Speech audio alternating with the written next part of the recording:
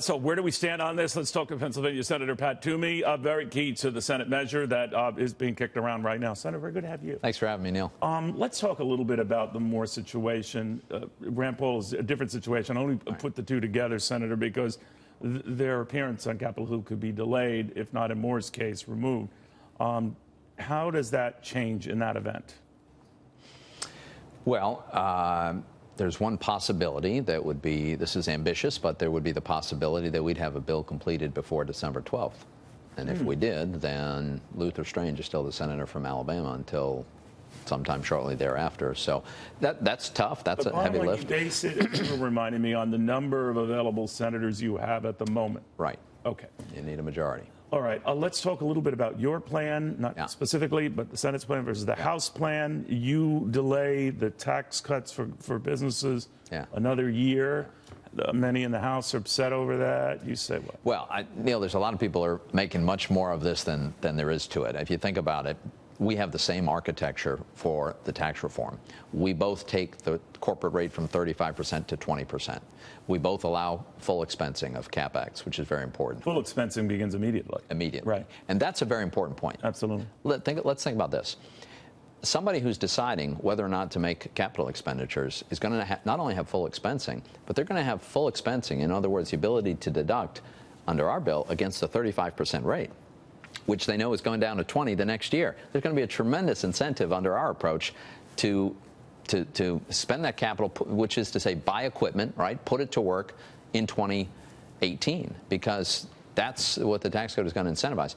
Now, look, having said that, we're going to have to work out our differences. If we pass our bill in the Senate, and I'm optimistic we will, that's one of the differences that has to be resolved. But in the scheme of things, these are relatively small. I mean, as I said, 20% rate, full expensing, moving to a territorial tax system so that we can compete abroad, and tax savings for middle-class families. Those we share in common, and much of the mechanics for getting there as well. So I'm very confident if we can get a bill out of the Senate and the House can pass a bill, we'll be able to agree on a final product. Why did you guys go to 7 rate brackets? So the reason we went to 7 rate brackets is, first of all, I think simplicity is more about how you define income and keeping that simple.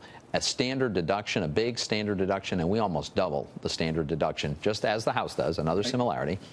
That means for most people, their tax return is going to be really short. And yes, there's a few brackets, but the question of what's in and what's out gets just taken care of by that big standard deduction. The reason we created the additional brackets is because we wanted to make sure that in doing away with the state and local tax deduction and some of the other itemized deductions, we didn't want people to have a net tax increase. So under in New York and in high tax states like Illinois, California, it's less of an issue in your state, but it's still germane. So there probably are some outliers who have very high itemized deductions, but keep in mind, people with very high itemized deductions normally get caught by the alternative minimum tax, right? We do away with the alternative minimum tax. So are there some outliers? Maybe, but here's my point, Neil.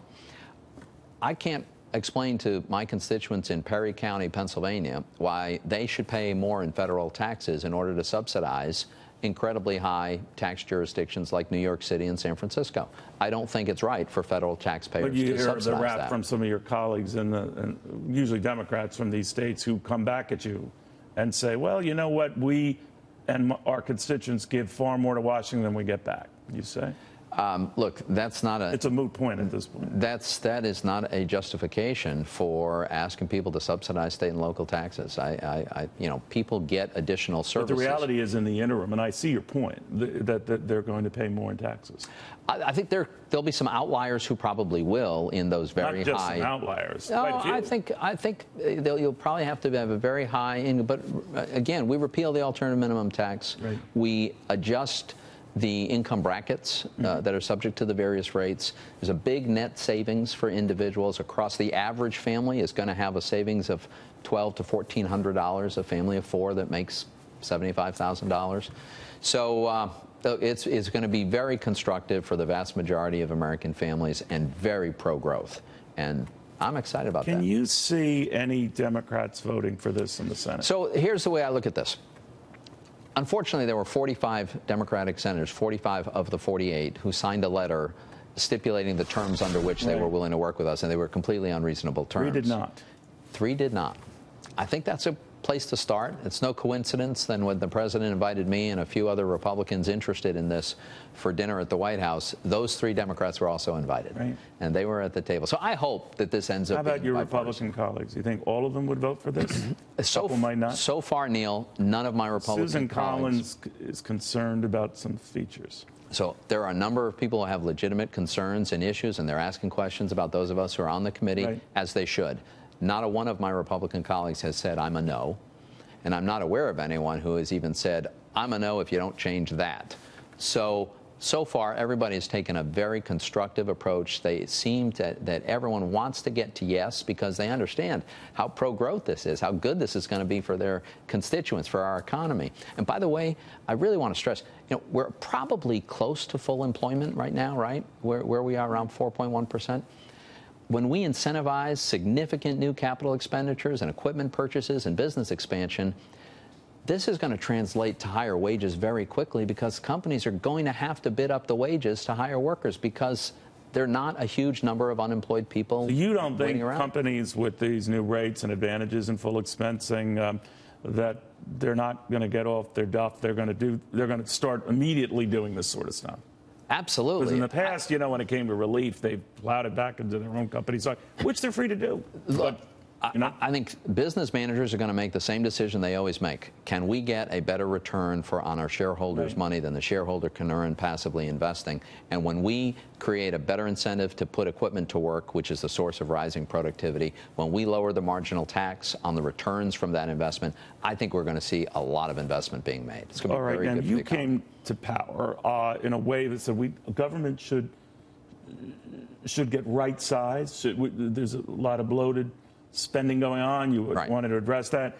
You can't look at this, Senator, and say, all right, we should have done more on the spending side, or we should have curtailed it. You're stymied in the process. I understand what you have to do to make these numbers meet, but there didn't seem to be any sort of a gung-ho gusto for going after spending, for going after this. And it seemed like a missed opportunity, and an opportunity that could have gone into tax cuts. So, if you can cure cancer, but you can't cure heart disease, that's not a reason not to cure cancer, right? If you can't do everything, you do what you can. I do think we spend way too much money. I think we need to reform big spending programs. But this is a discrete opportunity to have a really competitive tax code. Neil, I think our business tax code is right now one of the worst in the world, certainly the industrialized world. And we could make it one of the best.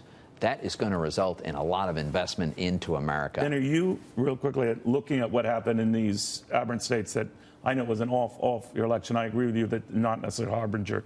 But when you look at what happened in Virginia, look at what happened in New Jersey, when you look at in Maine, voters are putting power in their own hands to extend Medicaid, and certainly what happened elsewhere, Washington State, Minnesota, more government was a theme, more spending was a theme, albeit in a lot of blue states, I understand. Right. Does that worry you that the wind is maybe going against you in the future? I think it's too early to say. I mean, right now, obviously, Republicans control both houses of Congress and the White House, a record number of state legislatures and governorships. New Jersey is a very blue state, and right, so it elected a Democrat. That is not shocking. Look, I think it's not a killer though that in that state where likely taxes are going to go up, dwarfing whatever tax relief people feel elsewhere, right? You mean because of the state government policy? Well, I'll tell you one good thing about disallowing the state and local deduction is that the residents of New Jersey are going to say, well, we have to carry the full cost of any tax increase. Maybe we want our government to be a little more frugal. No. So you think this passes by the end of the year? I hope we get it done by the end of the year. I'm confident we will get it done. Right. We're shooting for the end of the year.